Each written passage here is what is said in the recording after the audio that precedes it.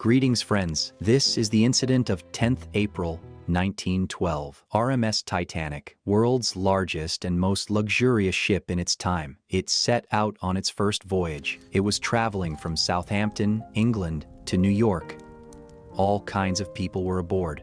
Renowned industrialists and actors, as well as immigrants who were on their way to America in search of a better life. It was being commanded by the 62-year-old senior captain, Edward John Smith. There was a lot of excitement regarding this ship in the passengers, the public, and the media. It was not only the world's largest ship, around 269 meters in length and more than 53 meters high. The luxury on this ship was awe-inspiring. In those times, it cost $7.5 million to build the ship, which, if you take inflation into account, is equal to $400 million today. The facilities and decorations inside the ship could even leave a five-star hotel behind. Stained glass mirrors, ornate wood paneling, 2 grand staircases, a heated swimming pool, a Turkish bath, an electric bath, a gym, a squash court, 4 restaurants, 2 barber shops, and a library as well. Moreover, the kind of safety features that were used to build the Titanic, this ship was believed to be unsinkable. It was a ship that could never sink. It was that safe. White Star Line was the name of the company that built this ship. The vice president of this company was so confident regarding that, he had come out in front of the public and said that this ship is unsinkable. But 2 days later, after setting out on its first voyage, on the 12th of April, 1912, Titanic began to get its first ice warnings. The Atlantic Ocean that Titanic was crossing, in order to get to America, was replete with ice. There were mountains of ice, icebergs, that were a danger to this ship. These warnings are not an unusual thing. The ships that sail the oceans often communicate through radio and signal nearby ships about ice being present in their vicinity and seek caution in their path. After getting these warnings, Titanic changed its course twice to avoid danger, but it did not reduce its speed. It continued its journey towards its destination at a speed of 21.5 knots, which is equal to 40 kilometers per hour. 2 days later, on the 14th of April, 1912, there were 7 more ice warnings. But Captain Smith and his crew ignored these warnings. They did not slow the speed of Titanic. Slowly, the day draws to a close. The sun sets, and the temperature sinks. The notable thing about the night of 14th April was that the moon was not visible. Without the moon, there was no moonlight, and the visibility was low on this night. There was a crow's nest on the ship, a small platform at a height which could be called a lookout point. Someone is made to sit atop it so that they can keep watch on the track of the ship, to look out for traffic or obstructions. The person sitting here has to face very low temperatures. The cold winds were blowing at a very fast pace. Moreover, it was nighttime. The cold winds make the eyes tear up, which makes it difficult to see. At 11:39 p.m., a man named Frederick Fleet was atop the crow's nest. Suddenly, he saw before himself a huge iceberg. He rang the bell thrice quickly, so that the people below could be alerted, then picked up the phone and called the officers on the bridge. He screamed that there was an iceberg in front of them, and that the ship should be steered immediately. First Officer William heard this message and signaled the engine room that the ship should be steered in the left direction. But, unfortunately, it was too late. Just 1 minute later, at 11:40 p.m., the ship crashed into the iceberg. The Titanic was a new breed of luxury life. Titanic left port of Southampton, England. Among the passengers were many of the wealthy and influential. The band plays the gay tunes and American ragtime dancers. The time was 11:40. The iceberg grazed the right side of the ship, and all of a sudden, she lifted up quickly. This iceberg was not a small one. It was 200 by 400 feet in length, as big as a football field, and was so high that it matched the crow's nest in height. Scientists estimate that the iceberg weighed as much as 1.5 million tons. Titanic's front right side collided with the iceberg, specifically near the bow. Now, what is the bow? You can see in this picture that the part right at the front is the bow. The part above the bow is called the stern, and the protruded part below is called the keel. For around 10 seconds, the ship grazed against the iceberg, and a huge dent was formed. Due to this, small holes formed in the main body of the ship. You might wonder how that is possible. How can a piece of ice tear through metal? If you use the ice in your fridge, then yes, it won't cut through metal. But keep in mind the weight of a mountain of ice. It is true that even wood cannot cut through metal, but even then, your metal car can crash into a tree and get deformed completely. Similarly, since the iceberg was so big and heavy, it caused massive damage to Titanic. A few seconds after the collision, the ship's captain, Smith, and architect Thomas Andrews arrived at the site to see how much damage the ship had incurred due to the impact. When they saw it, they realized that the ship would sink. They were completely shocked upon seeing this. They thought that this ship was unsinkable. At the beginning of the video, I'd mentioned that this ship was considered unsinkable, owing to impressive safety features. There were two main safety features which led to this belief. First, this ship had a double-bottom hull. The main body of the ship is called a hull. A double-bottomed hull would mean 2 layers. Even if the layer below got damaged, the second layer could save the ship. Second, the hull of the ship was divided into 16 separate watertight compartments. Even if 4 out of 16 compartments were filled with water, the ship would still sail. It would make no difference to the ship. But the impact created by the iceberg was on the side of the ship. The double-bottom hull proved to be of no use.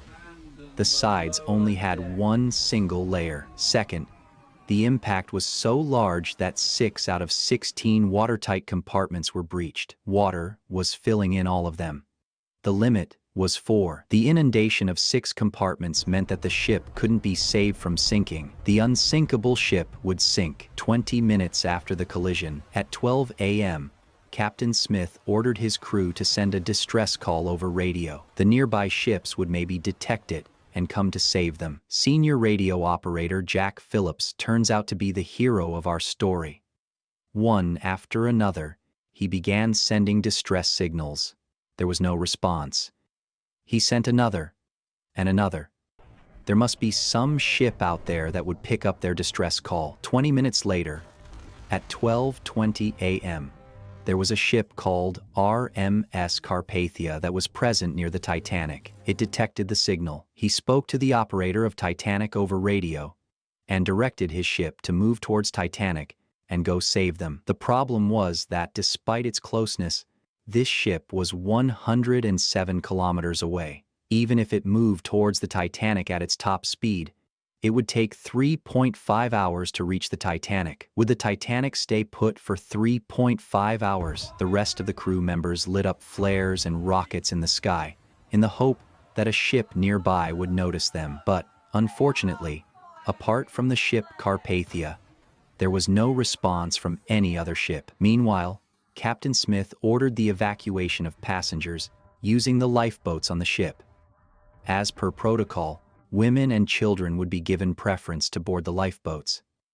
As for the passengers on the ship, they were not that scared. Most of the passengers believed that Titanic was an unsinkable ship. There was no need for worry. After all, the company that put out ads claimed this again and again. So, yes, they might have hit an iceberg, but the ship wouldn't sink. For this reason, the first lifeboat that went down had a capacity of 65 people, but only 28 went. Half the lifeboat remained empty as it was lowered. With the passage of time, compartments began to be filled with water, one after the other. The ship began to tilt. Gradually, the passengers realized that the ship could indeed sink. When this realization dawned, there was chaos. People began to run around in panic. By 1 in the night, so much water had filled the compartments in the front that the bow of the ship had gone underwater. Due to this, the rear part of Titanic surfaced out of the water. The propellers at the back surfaced out of the water. When the ship tilted to this degree, pandemonium reigned. People began to fight with one another for a seat in the lifeboat. The problem was there was a scarcity of lifeboats on the ship. There were only 20 lifeboats, which could accommodate only 1,200 people approximately. But there were around 2,200 aboard the ship. At 2:05 a.m., the last lifeboat was lowered from the Titanic, but 1,500 people were still on board. In this chaos, some people tried snatching their place in the lifeboats, but some people had accepted their fate and stayed back in the ship. The end was chaotic. Everybody was crying, praying, trying to get into the few lifeboats that were left. Oh, it was, pretty sad at the end. As per eyewitnesses, the ship broke into two halves at around 2:20 a.m. and then slowly began to sink. It did not take even 3 hours for the unsinkable ship to sink. Of 1,500 people aboard the ship, either drowned with the ship or the ones that knew how to swim were killed by hypothermia. The temperature of the water was -2 degrees Celsius. If you fall into the water at this temperature, you'd die within minutes due to hypothermia. It is said that the captain of Titanic, Edward Smith, stayed at the wheel until the end and drowned with the ship. Some even believe that he committed suicide. The ship, RMS Carpathia, that had set out to save the Titanic, reached this location around 3:30 to 4 a.m. to save the people on the ship. But it was 1 hour late. After the disaster of the Titanic, questions were raised. Many controversies took birth. Investigations were conducted, and some unknown facts surfaced that shocked everyone. How would it feel if I say that there was another ship 37 kilometers away from Titanic that night, which could have made it in time to save the passengers of the Titanic? It is true. The ship was SS Californian. 1 hour before the Titanic hit the iceberg, the last iceberg warning was issued by SS Californian. They had warned, "Watch out, there are a lot of icebergs in the ocean here." After that, at 11:15 p.m., the radio operator on the Californian ship had switched off the radio. The Californian ship had stopped for the night and was not moving ahead, keeping the danger in mind. Since the ship had stopped for the night and the radio was off, it did not receive the distress signal. The ship was so close to the Titanic that the passengers on the deck of the Titanic could see the ship on the horizon. When the officers were boarding the passengers on the Titanic, one officer even remarked that he could see a ship in the distance and that it would come to save them soon, so there was no need to worry. But this Californian ship did not come, even when rockets and flares were lit up. It is reported that after 12 a.m., the crew members on the Californian ship had actually seen the rockets fired from Titanic. They had even informed their captain, Stanley Lord. But the captain insisted that it was no distress signal. Rather, the rich men on Titanic who were partying. Had Captain Lord of the Californian ship taken the rockets and flares seriously that night, so many people aboard the Titanic could have been saved. Next morning, when they switched their radio on, they received the SOS calls from Titanic. They reached the site, but it was too late by then. They only saw dead bodies floating in the water. Both the inquiries that were conducted in this matter put the blame on Captain Lord of the Californian. But one single man cannot be blamed for such a huge disaster. Other people were responsible as well. Like the lifeboat example I mentioned, there were not a sufficient number of lifeboats because the company that made the ship thought it was unsinkable and the lifeboats were unnecessary. Apart from that, the captain of Titanic had not even conducted safety drills. A safety drill was to be conducted on the day Titanic collided with the iceberg, but the captain canceled that because he thought they were unnecessary since the ship was unsinkable. The next mistake was that of steersman Robert Hitchens, who was at the steering wheel that night. When an iceberg alarm was sounded, the officer on the deck instructed that the ship should be turned left, but in panic, Robert Hitchens misunderstood the message and steered the ship towards the right. This was the opposite direction, towards the iceberg. By the time he realized his mistake, it was too late. British inquiry also found that Titanic was issued so many iceberg warnings and told to proceed with caution, but despite that, the ship was sailing at full speed. Why was that? Why did the captain not slow down? There are many theories behind that. A popular theory suggests that Joseph Bruce, the chairman and managing director of White Star Line, the company that manufactured the Titanic, influenced Captain Smith and pressured him that the speed of the ship be maintained. There was tremendous pressure from the company that the ship had to complete its first voyage in 6 days so that a record could be broken, so that they could show that the Titanic was not only the biggest, the most expensive ship, but also the fastest ship as well. A specific incident happened on the 14th of April at 2 p.m. when Captain Smith saw the ice warning and showed it to Joseph, that they should reduce the speed because there is an ice warning. But Joseph stuffed the paper in his pocket so that the people and the crew members did not find out. He did not want the speed of the ship to slow down. This one disaster changed this industry worldwide forever. Many new regulations and standards were set up to avoid such disasters in the future. In 1914, an international ice patrol was set up so that the oncoming ships could be alerted about the icebergs in their path. A treaty, International Convention for the Safety of Life at Sea, SOLAS, was signed, which set new standards regarding ships.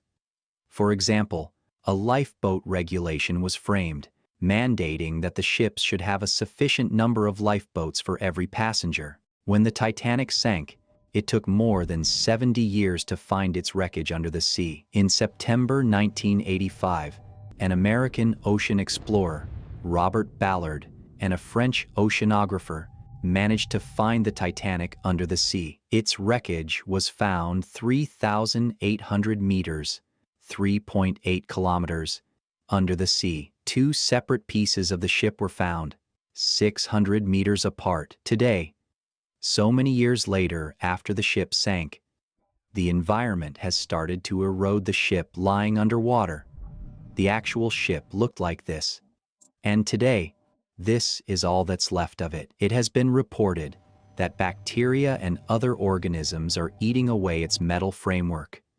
It is expected that by 2030, this ship would completely disintegrate underwater. Today, even after 110 years, the fascination regarding Titanic still remains in the minds of people. In 2012, an Australian billionaire, Clive Palmer, planned that he would make Titanic 2, a copycat and a replica model of the original Titanic. He even declared that it would sail on the same route. All the elements of the ship were to be constructed in the same way as the original. Originally, the project was set to be completed in 2016, but it has not been completed even in 2022 due to delays. It is said that people do not have interest in this project because if an exact replica of the Titanic was made, it would not have either TV or Wi-Fi, and nobody would want to go on it. It might be that the unsinkable Titanic 2 might have already sunk even before it sailed. If you liked the video, then hit the subscribe button and like the video.